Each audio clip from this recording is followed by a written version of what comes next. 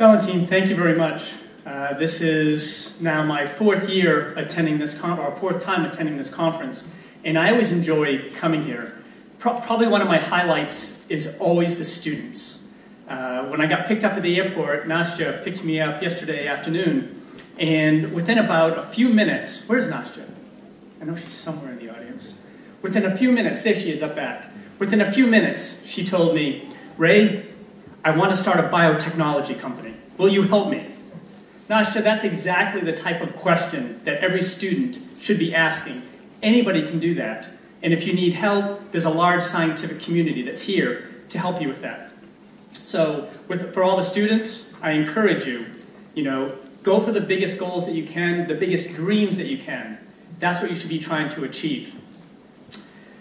So one of the reasons why I'm speaking at the very beginning of this conference, and I'll be speaking later on Wednesday about our scientific research, but both myself as representative of the University of Southern California in Los Angeles, and after me, James Liu will be talking as a representative from the iHuman Institute at ShanghaiTech in Shanghai, China. But we have this big effort going on where we call it imaging across scales. And as you can see from this slide, we have 4 different events happening in the next month.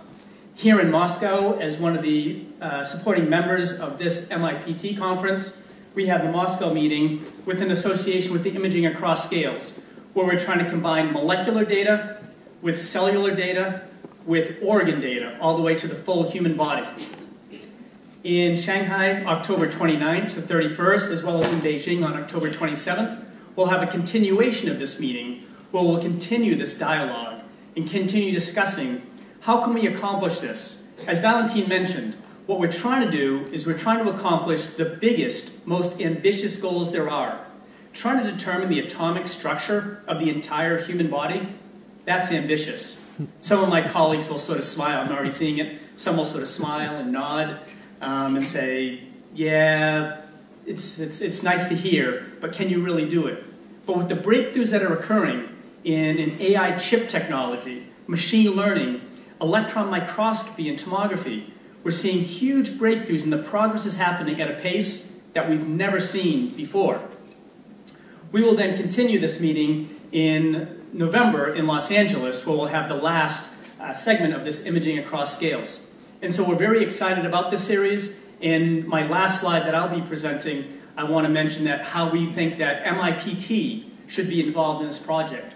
As I've now spent many years here in Moscow, I believe that the students, the faculty are some of the best in the world. The quality is phenomenal, and I've been able to work side by side with many of the students because of the deans, because of our association with Vadim Cherzov. And so I know that we need to have the students from here at MIPT involved in this.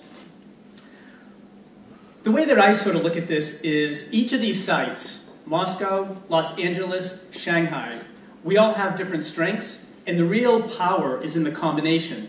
At MIPT, particularly with this aging center that Valentine and many others were able to pioneer, we see the physics and computer science strength. If you combine that with at USC, as I'll describe in my presentation, what we're really good at is really the convergence, the combination of art and science. Now again, this might draw some smiles from the audience when you think about art. What does art have to do with science? I hope to convince you that art is absolutely critical for creativity in coming up with new ideas of how we interpret our scientific data. And then finally, at ShanghaiTech, at the iHuman Institute, we have the resources as well as the integration of so many different things that are occurring in Shanghai that my colleague James Liu will present. We've already shown that this can be done across these different sites. As Valentine mentioned, we have what's called the GPCR Industry Consortium, a collection of 9 pharmaceutical companies that all came together, and they are funding research here at MIPT. Money is coming from this industrial consortium in collaborations, as well as in Shanghai, as well as in Los Angeles. So we've already shown that we can do this with industry in a very productive way. So what is this? I keep mentioning this word convergence and integration. To me, this is the next breakthrough in all of science. We've been collecting data. This slide really reminds me that in the fields since Leonardo da Vinci in 1497 drew the Vitruvian Man, And all the details that he had of the vessels, the heart, the organs, it was incredible what he did over 400 years ago. But now is the time to start to converge all this. Our different disciplines of biology, medicine, chemistry have all diverged drastically. Now the real opportunity in science, how do you combine these things together to really see the combination if you want to try to understand how the whole human body works, not just individual proteins or individual parts. Our approach at USC is really around what we call the Bridge Arts and Science Alliance. Our mission is really to bring together scientists as well as artists working side by side to try to create new ways of interpreting the data. The biggest problem that we have in science is the massive amount of data, as well as the somewhat, uncertainty as to the quality of every published piece of information out there. So how do we combine all of that data together? The cinema school, digital arts, has been doing it for 40 years. When they put together a movie like Finding Nemo, the complexity of that is absolutely enormous. The amount of data far exceeds, we think we have big data. We're nothing compared to what they have to accomplish and what they have to do with some of these projects in digital arts. So we want to use those. We use the different methods, including, I'll show you a short clip where we use virtual reality to be inside of a pancreatic beta cell. We have a number of different projects, in particular where we're trying to use AI and machine learning in microscopies so that we can track objects as a cell is moving around, as in the case of beta cells. When you get stimulation from glucose, what really happens when you have diabetes and you take that drug? What really happens to the cell? We know the individual parts, but we haven't been able to really put together the whole story. We think that the arts can help us with this. And we have a number of events as well that I'll also show you in my very last slide. One slide, just as an advertisement, both for my own talk on Wednesday, as well as Kate White, who's here in the audience, will be talking on Thursday, is that we did this as our first pilot program.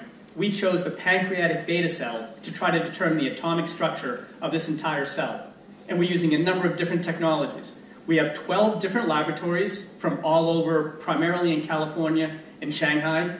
But we want to ask you, our colleagues here in Europe and in Russia, to be a part of this project. We think that there's real opportunities, and this has to be a collaborative type of project. There's no one specialty that will really be able to understand the complexity of these cells. Finally, that pancreatic beta cell project, from what I just described, that consortium, it's very scientific. We're doing proteomics experiments. We're doing X-ray tomography, as you'll hear on Thursday from Kate. We're doing electron tomography, different types of microscopies. We're still exploring what best methods. But what we're also doing is, how do we try to understand how that is working? How do we start to add that data together? So I'm going to show you a quick clip of the virtual reality. If we were in a smaller room together, we would put the headsets on. You'd be able to see this experiment of being inside of a beta cell. Here you're looking at the inside of the GPCR GLP-1. You're looking at cyclic AMP, as well as ATP, ADP, different metabolites, how they're all interacting. When you do this in a virtual reality experiment, it starts to stimulate discussions and ideas about how the G proteins are working, how arrestin is working. So we've been trying to build this complexity more and more. Now again, reaching out to the students, we're looking for more students that want to be interested and want to get involved in using techniques like machine learning and AI together with virtual reality to try to put together the complexity of cells as well as the whole body. And then finally, this is the Bridge Arts and Science Alliance, where I just showed you that clip. This came from cinema students, cinema faculty at USC, working together with scientists side by side. Kyle McClary is one of the individuals, a graduate student in my lab, that's really led this program. And what we're all trying to do at USC is really trying to connect those pieces together to come up with new ideas, new ways of looking at our data and interpreting our data. What are our needs? We need improvements in physics, in computer science, as well as more biological insight. We've made a number of different small movies that are now on YouTube, one of which is, we call it See a Tomogram. You can now see microscopy in virtual reality.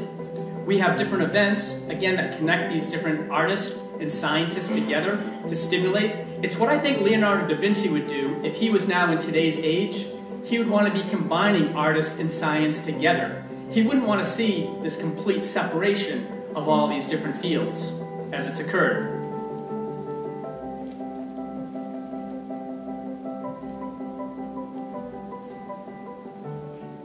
And finally, my last slide before I turn it over to James Liu is that the opportunity that we see here in Moscow is that, one, part of my task here this week is to try to recruit more postdocs and faculty at the different sites, Moscow, Shanghai, Los Angeles, that want to get involved in this imaging across scales project. The second is this is a challenge to you in the audience over this next week.